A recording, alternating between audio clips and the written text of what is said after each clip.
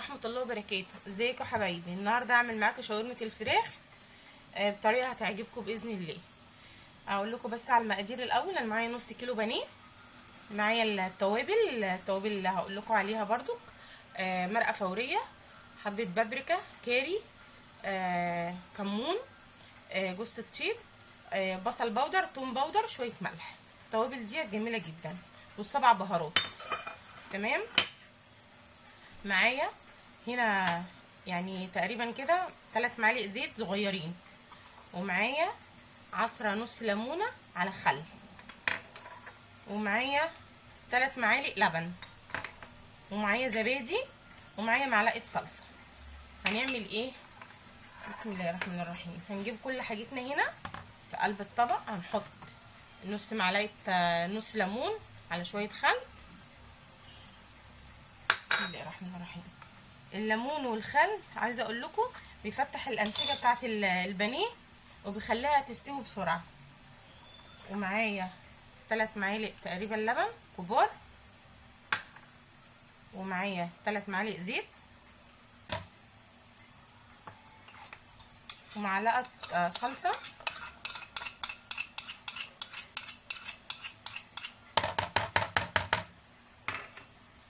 وهنحط ايه علبه الزبادي كلها.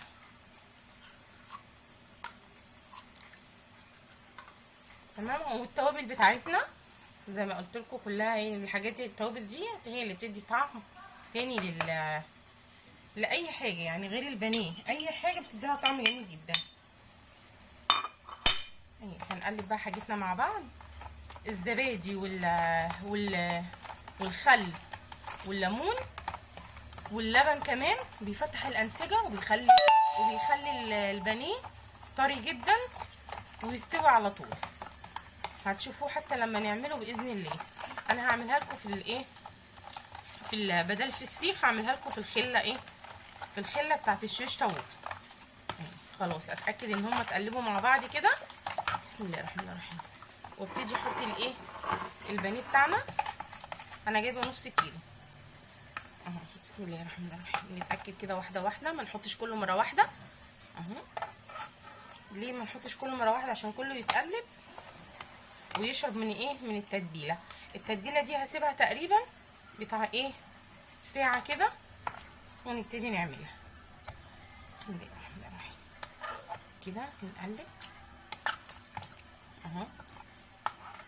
نحط بقيه النص كيلو زي ما انتوا بقى حابين بقى انا جايبه نص كيلو على قد انتوا عايزين بقى تجيبوا كيلو، كيلو ونص، على حسب بقى تضاعفوا المقادير اللي انا عاملاها اهي. خلاص هي كده. بسم الله الرحمن الرحيم. اتاكد ان اتقلبت وكلها شربت من بعضيها. اسيبها بقى في التلاجة نص ساعه زي ما قايله لكم، وبعد كده اقول لكم بقى هنعمل ماشي. احطها في التلاجة. بصوا يا حبايبي هنعملها بقى. نجيب طاجن عندنا اهو برام صغير. هنحط نشوف بقى واحد بطاطسايه او بصلايه اي حاجه نحطها هنا. يعني مثلا بصلايه دي كبيره، يعني احنا عايزين واحده تبقى محطوطه هنا عشان ما تتهزش. فانا ممكن اعمل البصلايه دي مع واحده بطاطسايه صغيره. المهم حاجه يكونوا قصاد بعضيهم. بسم الله الرحمن الرحيم. انا عايزاها ان هي ما تتحركش معايا، فهحاول بقدر الامكان ان انا اعملهم في بعض جامد عشان ما تتحركش. دوسنا عليها اهي. خلاص كده. اي ورقه فويل او ورقه الومنيوم نحطها كده بس عشان البرام بتاعنا او الطاجن الصغير دوت ما يتحرقش مننا. يبقى بالطريقه دي. وبرده هنجيب صينيه اي حاجه عندنا، وهنحط برده ورقه الومنيوم كده. بسم الله الرحمن الرحيم. ونحط دي فيها بالطريقه دي كده. انا عشان نص فانا عامله الصينيه صغيره مش عاملاها كبيره اهي. تمام. هنجيب بقى بتاع الخله دولت ونحط واحده. بسم الله الرحمن الرحيم. نشوف بقى نحط واحده كده اهي.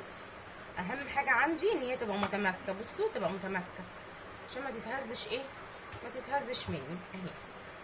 نحط مثلا على التسعة شويه اهي. بسم الله الرحمن الرحيم. تمام اهي كده خلاص. هنجيب بقى الايه الحاجه بتاعتنا اهي، سبتها هي اكتر من ساعه. بسم الله الرحمن الرحيم. خلاص كده الخل والليمون والحاجات اللي واللبن والزبادي هيطرها لي ويخليها لي جميله جدا. هنعمل ايه بقى؟ بسم الله الرحمن الرحيم. واحده واحده بقى نعملهم عكس ايه، عكس بعضيهم اهو. نعمل كده نقربهم من بعض اهو. شايفين حبايبي بالطريقه دي كده عكس بعض بقى، يعني عامله دي كده اعمل التانيه ايه العكس. بسم الله الرحمن الرحيم. كذلك برضو دي كده. بسم الله الرحمن الرحيم.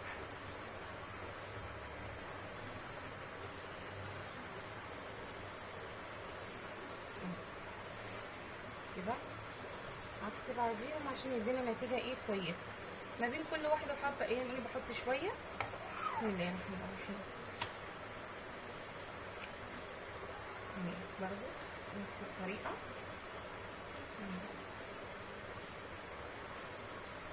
بس لا انا دي حطها تحت التانية، لا انا عايزاها ايه تبقى العكس اهي. كذلك كل واحده اعملها بالطريقه دي لغايه ما ايه، لغايه ما اخلصهم اهو. بسم الله الرحمن الرحيم. شايفين حبايبي التتبيله اللي انا عاملاها ديت رهيبه جدا وجميله قوي. بسم الله الرحمن الرحيم.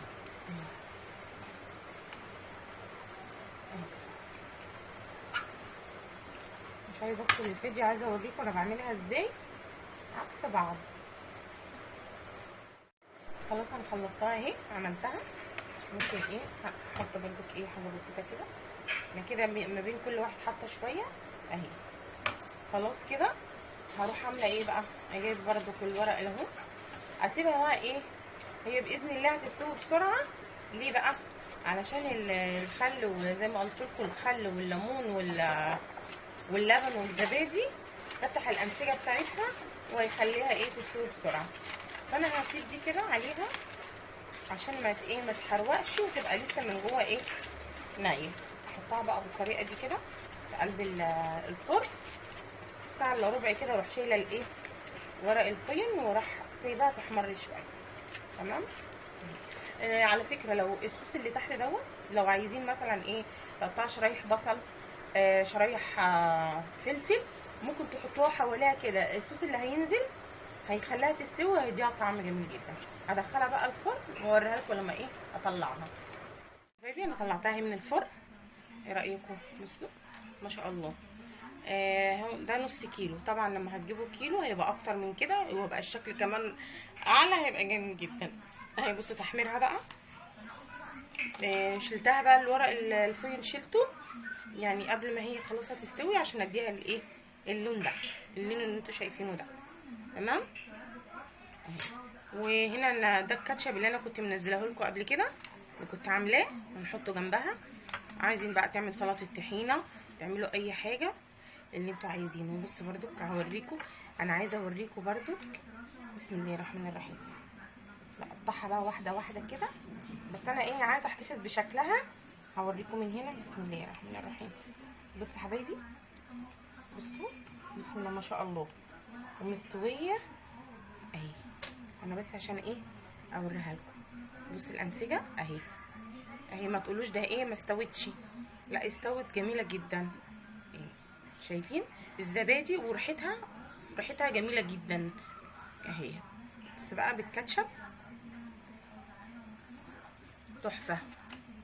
عايزاكم تجربوها ومستويه جدا يعني ما تقوليش اهي. بص انا قلت برضو اقطع لكم عشان اوريها لكم. بص اهي جربوها بنفس الطريقه، تحطوا اللبن والزبادي والليمون والخل بيفتح الانسجه وبيخليها تستوي بسرعه. مش حبايبي يا ريت بقى اكون ايه عملت لكم حاجه تستفادوا بيها وتجربوها باذن الله. ادي الكاتشب اهو. بسم الله الرحمن الرحيم. كاتشب على فكره جميل جدا، لو حد يجربه وعمله يبقى يقول لي اللي عمله والنتيجه بتاعته ايه ومظبوط. انا بجيب لكم الحاجه تمام عشان تعملوها وتدعوا لي. خلاص يا حبايبي، هسيبكم بقى في حفظ الله، والسلام عليكم ورحمه الله وبركاته.